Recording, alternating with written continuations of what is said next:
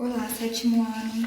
Espero que todos estejam bem, que estejam cumprindo a quarentena e que estejam fazendo as atividades de ciências. Hoje vamos falar sobre a invenção das máquinas térmicas. Então vamos lá. Vamos falar primeiro sobre a invenção das máquinas térmicas e como isso trouxe benefícios para a sociedade. E também vamos falar dos combustíveis, que são os combustíveis que alimentam essas máquinas térmicas. As máquinas térmicas elas foram essenciais para ampliar a produção de materiais.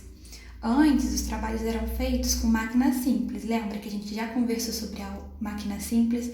A gente já teve uma aula sobre, a gente falou sobre as alavancas, as máquinas simples. Antes, os trabalhos eram feitos com máquinas simples ou o trabalho era feito manualmente. E aí, com essa produção manual e com máquinas simples, a produção era em menor quantidade. E essa produção em menor quantidade trazia preços mais altos, né? E com a produção da máquina térmica, essa produtividade aumentou. Então, foram produzidos mais produtos. Tinha uma maior quantidade de produtos. E aí o preço começou a ficar mais barato. As pessoas elas conseguiam consumir mais, sem trabalho manual, né? Sem ter que fazer trabalho manual, apenas movimentando essas máquinas. Então foi substituída a força humana. Aí eu coloquei para vocês aqui, ó, máquinas térmicas e combustíveis. A invenção da máquina térmica mudou o rumo da produção, sendo essencial para a ampliação da produção de materiais, porque essas máquinas térmicas, elas ampliaram a produção, certo? Anteriormente, os trabalhos eram feitos por máquinas simples, como a gente já conversou, com o exemplo da alavanca, ou manualmente, e tinham menor produtividade. E essas máquinas térmicas, elas trouxeram o aumento da produtividade, com isso preços mais baixos, e sem o trabalho manual. Então, vamos lá, como funcionam essas máquinas térmicas? A máquina térmica, ela transforma energia térmica, que é o calor, a energia térmica é o calor, em energia mecânica, movimento. Então, aqui do lado eu coloquei para vocês o exemplo de uma máquina térmica. A gente tem a fonte de calor ali, né? Esse calor ele vai produzir vapor que vai movimentar essa roda. Então, a máquina térmica ela vai transformar a energia térmica do calor, que vai gerar um vapor, em energia mecânica, gerando um movimento. A gente tem aqui o exemplo, a eolípila, que é o primeiro motor a vapor. Ele possui uma caldeira, né? Vocês podem observar a caldeira. E essa água é fervida quando se conecta a essa esfera. E esse vapor, ele vai fazer com que essa esfera ela se movimente. Tá vendo? Então, o calor ali vai ferver a água, certo? Esse vapor, ele vai fazer com que essa esfera se movimente. Então, vocês vão ver a energia térmica, que é o calor, se transformando em energia mecânica, que é o movimento. E essa esfera, ela vai se movimentar. Aqui eu coloquei para vocês também um exemplo de locomotiva a vapor, que é o trem, que também vai queimar esse combustível e vai fazer com que essa roda do trem se movimente. A gente tem o vapor aqui, o tubo de vapor, e esse vapor dessa queima vai fazer com que o trem, as rodas se movimentem. Aí eu coloquei para vocês os combustíveis aqui, né? A gente tem a lenha, que foi o primeiro combustível da história, né? E como que era utilizado? Fogueiras, para preparo de alimentos, para espantar predadores. Então, a lenha foi o primeiro combustível da história. A gente também tem o carvão vegetal e mineral, que são combustíveis.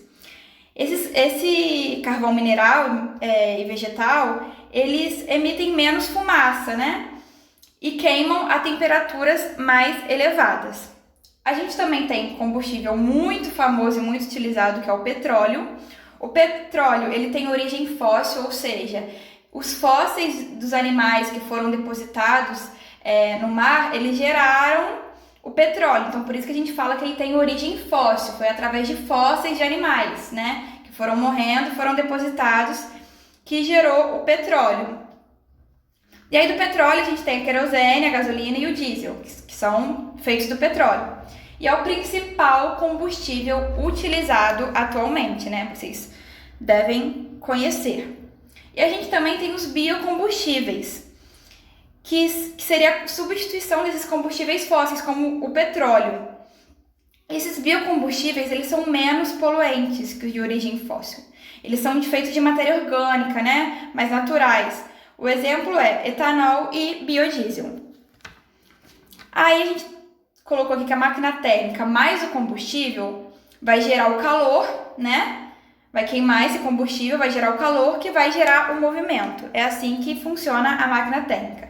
A máquina térmica é capaz de transformar calor em movimento. Aí eu coloquei aqui os pontos positivos e os pontos negativos disso. Os pontos positivos seria a produtividade maior, ou seja, com essa queima, com essa industrialização, a gente tem uma produtividade maior, a gente consegue mais produtos, gerar mais produtos. Geração de emprego também, com essa industrialização tem mais consumo, então vai gerar mais empregos. E o desenvolvimento urbano, né? As cidades vão se desenvolvendo, né? Mas também temos pontos negativos, que seria o aumento da poluição causada por essa queima de combustíveis fósseis e o crescimento desordenado dos centros urbanos, que aí gera até as favelas. O centro urbano vai crescendo, sem ter uma forma de crescer, e esse crescimento traz coisas negativas. E aí eu coloquei para vocês um exemplo de manchas de óleo no mar. Eu não sei se vocês ficaram sabendo da notícia que teve no Nordeste manchas de óleo no mar. E o que acontece? A extração do petróleo, ela acontece no mar, né? E às vezes essas empresas, elas por descuido, não tem muito cuidado, esse petróleo vaza no mar. E aí, esse vazamento causa essas manchas de óleo no mar, certo? Esse vazamento, ele afeta a saúde, né, das pessoas que frequentam aquele lugar, né? Turismo também, porque igual as praias do Nordeste ficaram cheias de manchas de óleo. Lá é um ponto turístico, então assim, muita gente passou a não ir por causa desse problema dessas manchas de óleo. Também afeta a fauna e a flora, ou seja, os animais que vivem ali, eles vão morrer, as plantas que vivem ali vão morrer, né? E a pesca também, porque existem pessoas que vivem da pesca nesse lugar e elas não vão conseguir consumir esses peixes, não vão conseguir vender, certo? E essas manchas de óleo já aconteceram várias vezes, então assim, tem que ter um cuidado maior por conta dessas empresas que extraem petróleo, né? Também a gente tem as leis ambientais que protegem isso, só que a gente sabe que as leis ambientais não são muito bem implementadas. E eu coloquei aqui para vocês, como a gente viu na última aula, né? A gente estudou sobre efeito estufa, sobre aquecimento global.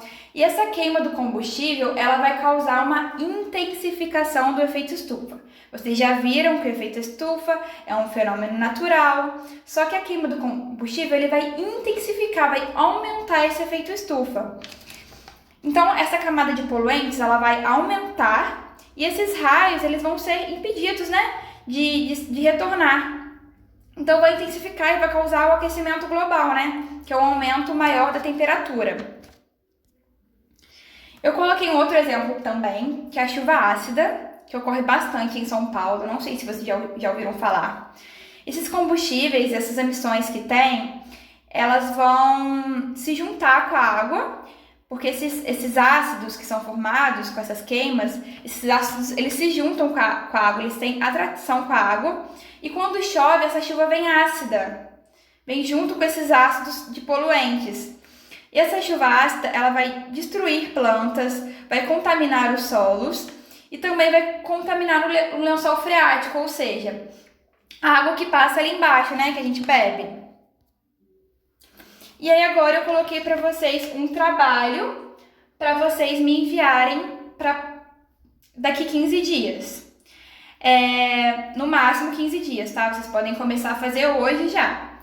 Vocês devem pesquisar fontes de energia limpa e descrever como ocorre cada uma. Então, vocês vão colocar lá, energia limpa, e vão ver vários tipos. Vamos supor, vou dar um exemplo, energia eólica. Vocês vão descrever como ela funciona, vocês podem usar imagem, vocês podem desenhar, vocês podem pegar figura na internet, e vão falar os vários tipos de energia limpa que tem, que são possíveis, que são viáveis, né?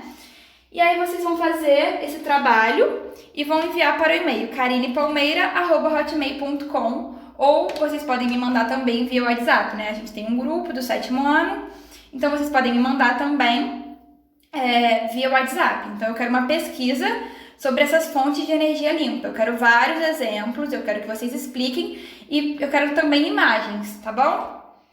Então é isso.